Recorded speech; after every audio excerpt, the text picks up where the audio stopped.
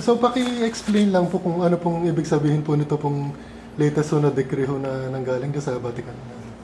May itong decree from the Vatican is the result of yung aking latest declaration about the apparitions that it is worthy of belief. That was in September 12, 2015.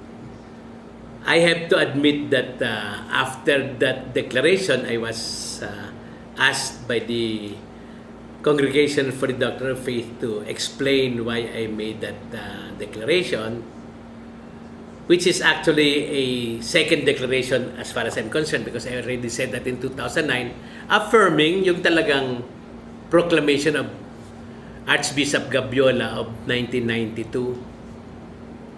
I am just saying that together with the Archbishop, I would like na yun ma-declare na that is worthy of belief. Now, apparently, my letter, which I think, if I'm not mistaken, ay hindi naman nagtagal after the September 12 declaration. So, probably it did not even, siguro mga October yon, I arrived sa congregation ng December 1, according to them.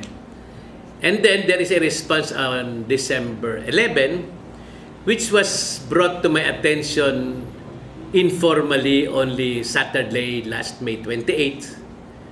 And finally, May 30, the day before the Feast of Mediatrix of All Grace in the Old Calendar and the Feast of the Visitation of Our Blessed Mother, that night I was given the copy, which is not really addressed to me. It was addressed to nobody because it is a document saying only regarding it is a 4 1/4 long paper document about the so-called apparition in Lipa. And I only published the conclusion because, first of all, it is very long. And secondly, it might provoke other questions. So I only wrote the conclusion. It is up for others to, if they think that it is worth reading, they can ask the CBCP for that now. But I wrote what I think everybody should know, that the Congregation for the Doctrine of Faith, dated December 11, 2015, and arriving in May 30, as far as I'm concerned, 2016, ayun, sinabi na the Holy See reiterates its decision that the Lipa apparitions do not have supernatural character. In other words, they're telling us not to believe that it is apparition. So I am duty bound to inform that, and also very clearly said there that I, as Archbishop, in my September 12 declaration, and therefore also previously November 12, 2009 declaration, as well as that of the Archbishop Gabiola, that is not to be heeded. And specifically, it is indicated that I am in error. So I abide by that decision, and I'm willing to accept whatever consequences there may be. Message niyo po sa mga parishioners po. My message to all devotees, not only in the Archdiocese of Lipa, but also not only in the Philippines, but there are so many all over the world, is let us accept this decision as a matter of obedience. And we continue our love for our Blessed Mother and our love for God.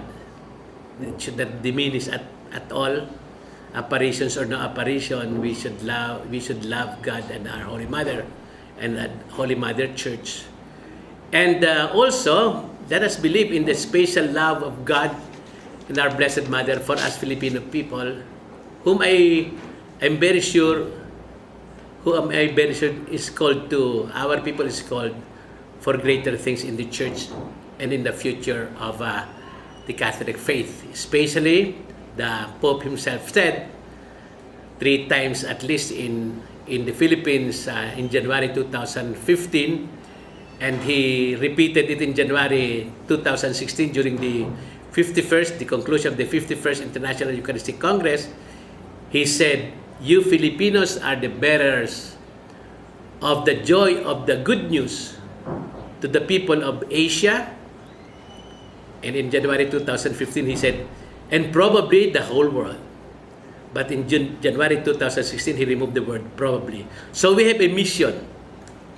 And we have a mission also to make our country a real Christian country, removing all corruption, removing everything that is not according to God's will in our midst.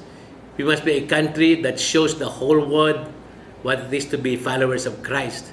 I would encourage all of us to continue that. Apparition or no apparition, nobody can blame you, condemn you and me, because we believe that the Blessed Mother really appeared to us.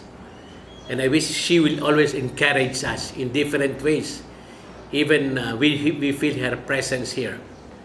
But we must be aware that there is a purpose for this greater than our boundaries. We are called to be missionaries of the third millennium. And that is important. The Blessed Mother, whom Saint Pope John II called the star of third millennium evangelization, is behind us.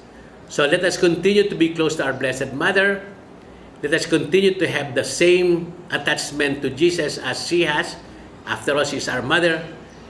And let us allow ourselves to be used and to suffer even for being used by God to save our people in Asia and in the entire world.